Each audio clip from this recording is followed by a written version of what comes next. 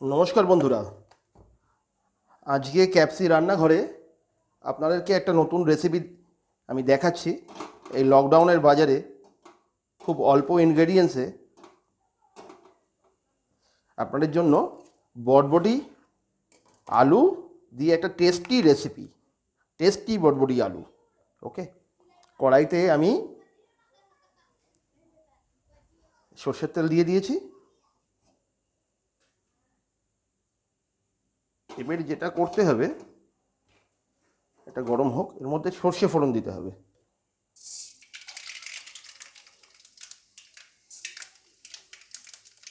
একটুখানি দিয়ে দিই সর্ষে। তার সাথে দিতে হবে একটু আদা, রসুন আর কাঁচা লঙ্কা।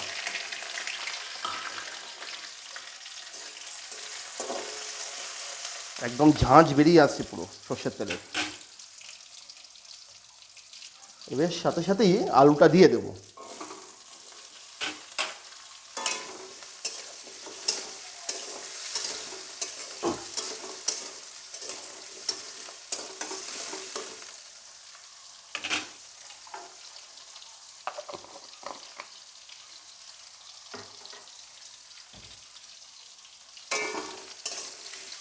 যতক্ষণে আলুটা ভাজা হচ্ছে ততক্ষণে আপনাদের সাথে একটু গল্প সেরে নিই।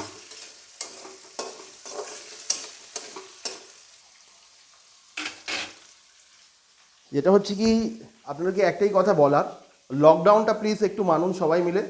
লকডাউনের সময় বাড়িতে বসে আমরা একটু ডিপ্রেশনে চলে যাই। ডিপ্রেশনে না গিয়ে আমরা করি কি, নতুন নিত্য নতুন রান্না করি, রান্নার বই পড়ি, বিভিন্ন গল্পের বই পড়ি। কিন্তু লকডাউনটাকে মানাটা জরুরি, কেননা সারা বিশ্ব জুড়ে যা পরিস্থিতি তৈরি হয়েছে, সেখান থেকে বাঁচার জন্য এই লকডাউনটাই একমাত্র পরিস্থিতি, মানে মোকাবিলার জন্য লকডাউনটাই একমাত্র উপায়, যে লকডাউনটা মানুন।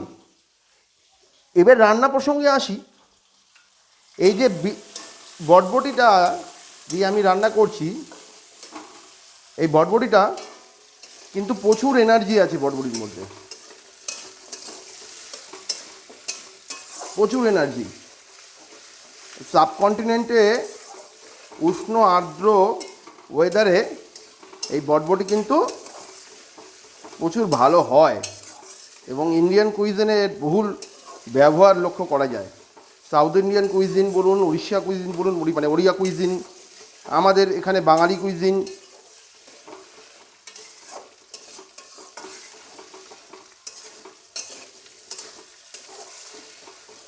আপনারা ডেসক্রিপশান বক্সে সমস্ত কী কী দিয়েছি সেটা পেয়ে যাবেন।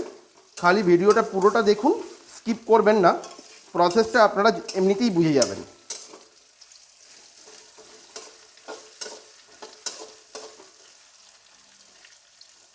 এবার যেটা করতে হবে, এর মধ্যে নুনটা দিয়ে দিতে হবে।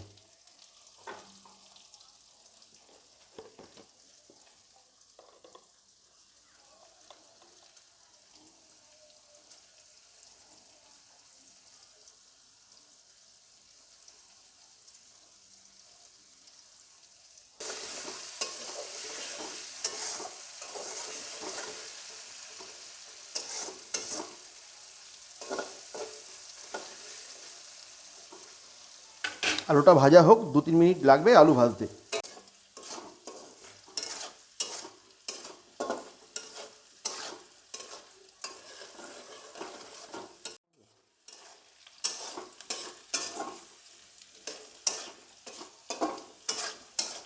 এইবার এর মধ্যে একটু হিং দিতে হবে।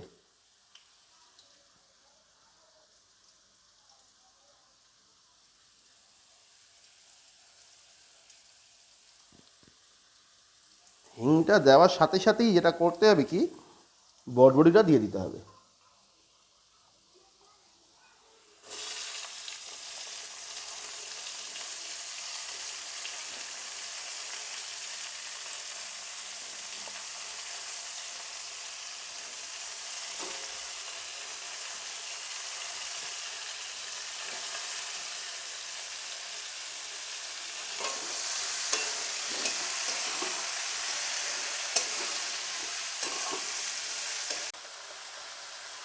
এবার এর মধ্যে একটু হলুদ পড়বে,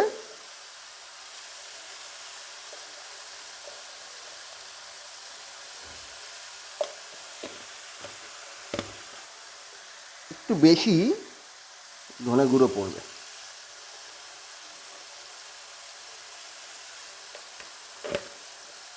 আর যেটা পড়বে একটু কাশ্মীরি লাল লঙ্কার গুঁড়ো পড়বে।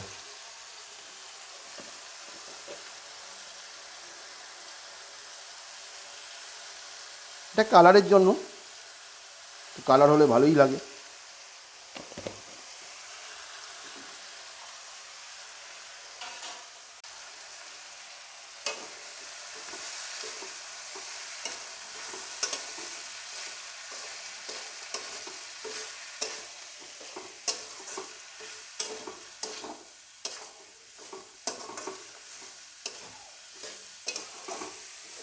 এইবার যেটা করতে হবে, এটা ঢাকনি দিয়ে দিতে হবে এর উপরে। যতক্ষণে এটা হচ্ছে ততক্ষণে আমরা করব কি, টমেটোটাকে চপড করে নিই। এই চপড করতে করতে আপনাকে কতগুলো কথা বলি। বন্ধুরা, রসুনটা খান একটু।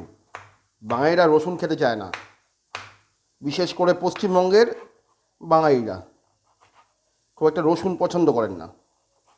একটু রসুনটা খান। আর যেটা জিনিস মাথায় রাখবেন, ইন্ডিয়ান ট্র্যাডিশনাল ফুড খান। কেননা ট্র্যাডিশনাল ফুডে যে মশলাগুলো ব্যবহার হয় সেই মশলাগুলো কিন্তু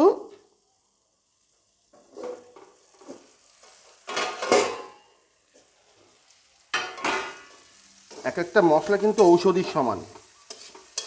এটা মনে রাখবেন, আমাদের দেশটা কিন্তু হঠাৎ করে গজিয়ে ওঠা কোনো দেশ নয়। এই দেশটা কিন্তু প্রচুর পুরনো এবং এক একটা মশলা কয়েক হাজার বছর ধরে ইউজ হয়। এবারে যেটা করতে হবে কি, টমেটোটা দিয়ে দেবো।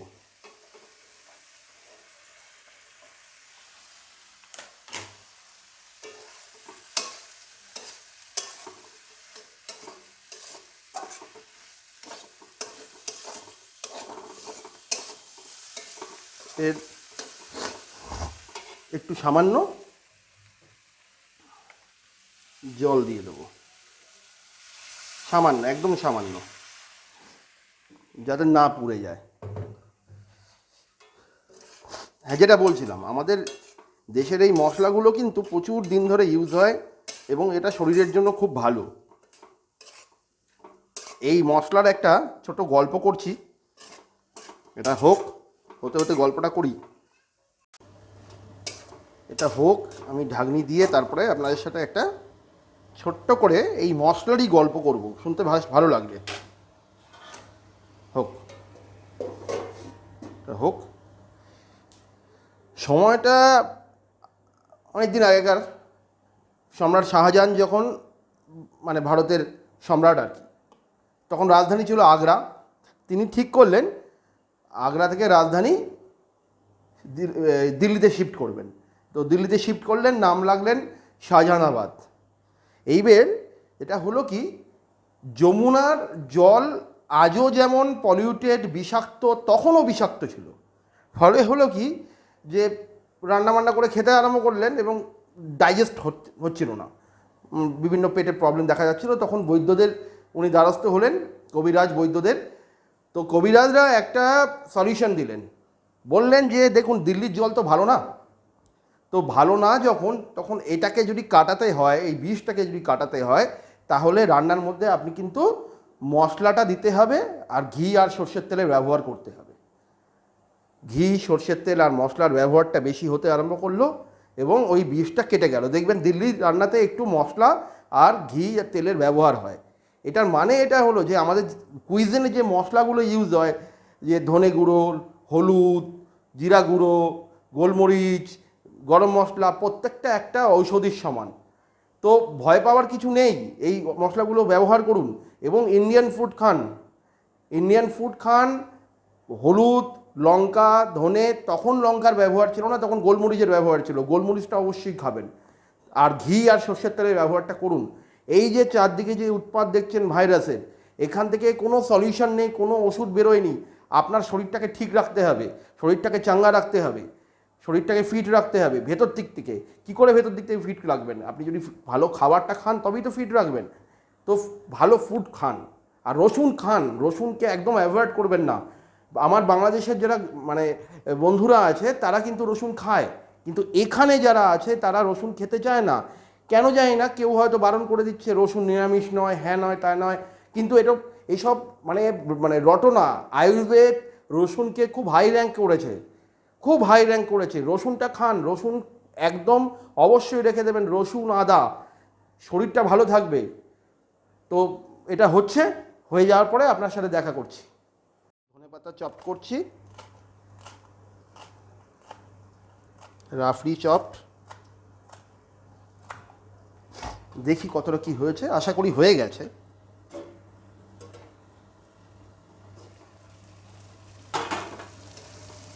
হ্যাঁ, হয়ে গেছে, একদম হয়ে গেছে। দেখি, আলু কেটে যাচ্ছে, মানে হয়ে গেছে।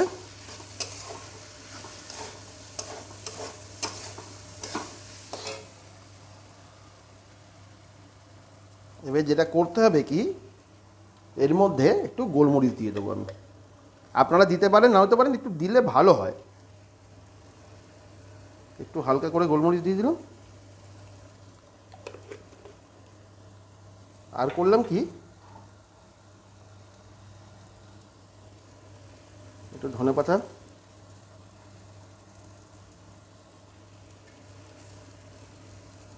দিয়ে দিলাম। এবার সময় হলো প্লেটিংয়ের। দেখুন আপনাদের টেস্টি বটবটি আলু অ্যান্ড টমেটোর কেমন লাগলো বলবেন, বাড়িতে এটা অবশ্যই করবেন। আর কমেন্টস করতে একদম ভুলবেন না, কমেন্টস আপনারা করুন, শেয়ার করুন, সাবস্ক্রাইব করুন। সাবস্ক্রাইব অবশ্যই করবেন, কিন্তু সাবস্ক্রাইব করুন আর লাইক করুন, ভালো না লাগলে ডিসলাইক করুন। আর একটা কথা, লকডাউন মেনটেন করুন।